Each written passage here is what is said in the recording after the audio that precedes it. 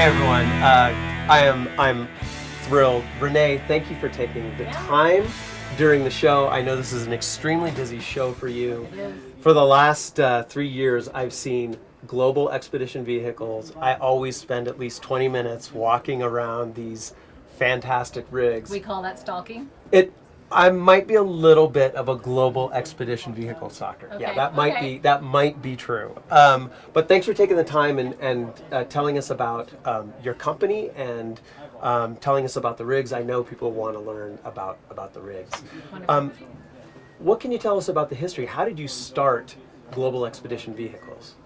Well, we actually blame that on National Geographic. Okay. The story is in the 80s, my husband saw a magazine, National Geographic magazine, with a small Unimog that had a communication box on it, had been converted to a camper. Moved forward 20 years, and lo and behold, Unimogs have all grown up. They're the U500s now available, that were available in the US. And in 2004, he literally did a U-turn on an interstate, chased a guy down to find out, where did you get that and what is it? And it was the U500. And 2 months later, we were the proud owners of a Mercedes Unimog U500, and the rest is history. Here we are 11 years later. Wow. So how long is the company been around now? So commercially producing for 11 years. And then we built ours in 1 year and traveled in it, lived in it full time in South America for another year. So we've been building for 13, 14 years now. Wow. Maybe you can tell us a little bit about the vehicle we're in now. You told me it's built on an international platform? Yeah, this is an international, it's a 2017, so a new truck, International 7300, extended cab. This model that we're in is a Safari Extreme, which is really probably our most popular model. Originally designed for a Mercedes Unimog U500. Because of the wheelbase. All of our models have to do with the size of the truck and the wheelbase of that vehicle. This is a 16-foot, highly insulated composite panel body. Our walls are 2.5 inches thick, which gives us an incredible structure. Whatever we're doing inside is not leaving this structure. So if it's hot outside, we're keeping this baby cool. And we can build this model on an international, a Mercedes Unimog, a Freightliner, any of the ex-military chassis, anything that will let us have that length of 16 feet.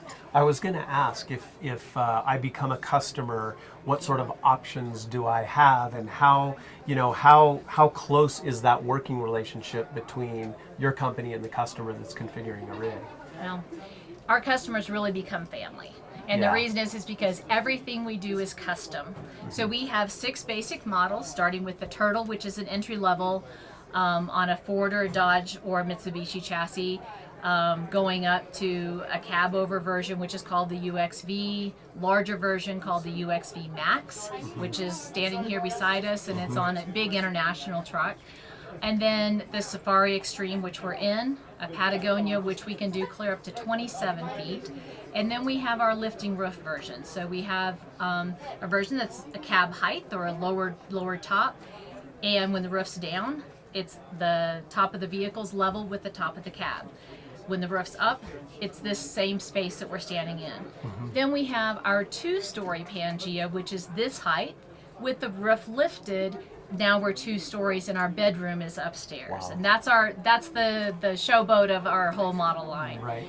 So each of those have some basic floor plans, but if we were all alike in this world, it'd be a very boring world. So every one of our trucks are created exactly the way our customers want them. So it's a very close working relationship, not only with myself in sales, but with our engineering department and our production department, as we start from little swatches of paper all the way through engineered drawings to the completed project. Wow. Now, how will the rig that we're in now, how will this rig be used? This particular person has a young family, so they'll be staying domestically, and it is their weekend getaway, summer getaway, and frankly, I think he's going to be able to get away a little bit more often than normal, and is going to plan on keeping it out west and flying out to the rig, and it's going to be used by him and his young family. That's great. Now, talking about just some of the specs of the rig, what does this weigh? The truck is a 33,000 GVW truck, and that means what the maximum weight is that truck is rated for. This particular Safari Extreme weighs about 24,000 pounds. Wow. So we've got quite a bit of open payload left. You blow a tire. How do you change that tire? Well, we try to make it simple as you can on a 300-pound tire and wheel assembly. Yeah, it'll be 300 pounds. So. Right. So what we have in the back is a electric winch. So the tire is held on with 4 lug nuts. So you undo those 4 lug nuts and then connect the tire to the winch, and simple as pushing a button, the tire will lower down for you. Then you have to, just like any other tire, you undo the lugs, you're going to have to jack it, and we can either jack it with a 20-ton bottle jack. A lot of our customers carry airbags, or you can have some hydraulic jack. So jack the truck, and I can change a tire by myself. It's not fun, but definitely 2 people can get a tire changed. What about recovery gear? What kind of recovery can you do with the vehicle? This particular truck has a super winch on the front of it, and we can also do rear winches or portable winches that can be on the front or the rear. And that's usually the depends on the type of stuck that you are. Of course, there's things such as mats and kinetic ropes and so forth that everybody carries. The only time we ever had to use our winch or our rope systems were to help other people. So that's a good thing. Yeah, I imagine, even in a very small rig compared to this, we try not to get stuck. And I imagine that when you're piloting something like this, you are even more aware of the terrain, and you don't want to get stuck. And some of the things you do as a driver to prevent that is depending on your driving conditions, but air the tires down. I mean, these tires have 110 PSI in them, so air them down to 70, air them down to 50 to give yourself more traction to keep that. For anytime you can prevent it from happening as opposed to recovering yourself from a situation, you're going to be better off. What is the range of the vehicle? You fill up someplace, how far can you go? This particular truck has 280 gallons of diesel fuel on it, okay? So we have quite a range. So if you were just driving, that's good. This truck's going to get 8 to 10 miles a gallon. So could be clear up to 2,800 mile range.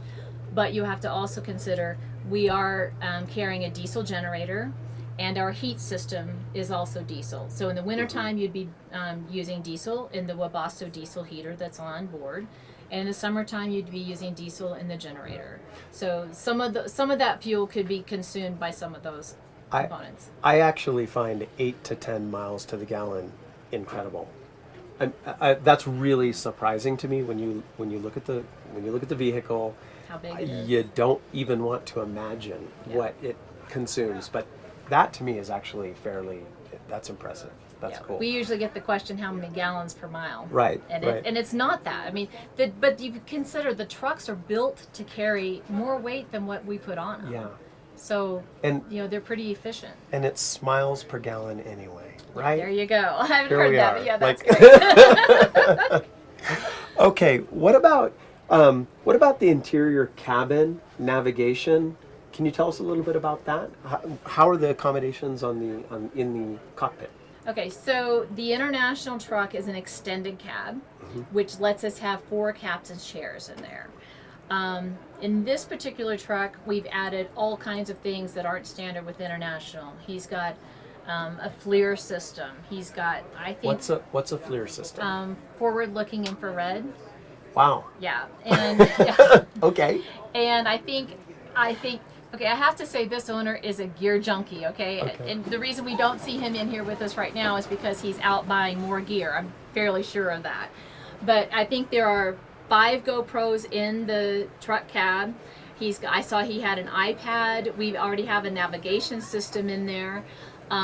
He's got all kinds of different kinds of lights, a tire pressure system, pretty much everything but the refrigerator up front to keep him going to his destination. Wow, wow. And it's with the 4 captain chairs, it sounds comfortable. It is very comfortable. Yeah. They're all air ride. Mm-hmm. You Cool. know, I think 16-way adjustable, something like that. Yep. They're great. Can you tell us a little bit about the power plant, the engine?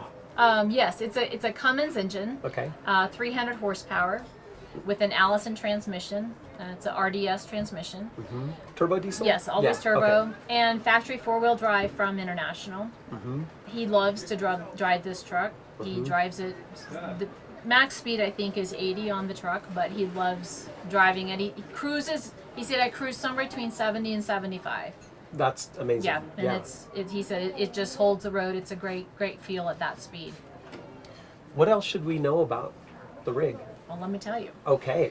So we've got in the cabin we have our premium windows, which are a dual pane glass window, developed in Europe specifically for expedition trucks.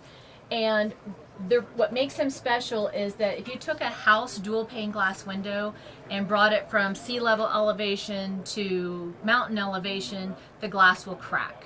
They're not designed to expand and contract with elevation change.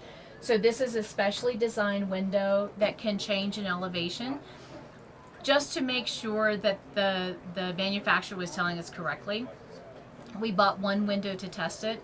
We rented a plane and flew it to 21,000 feet. Pretty sure we weren't going to have a rig over that. Right. And then brought it down and then brought it back up. We tested that window Wow. before we started using them. And we've been using the Armor Vision windows now for, I think, about 9 years. Wow.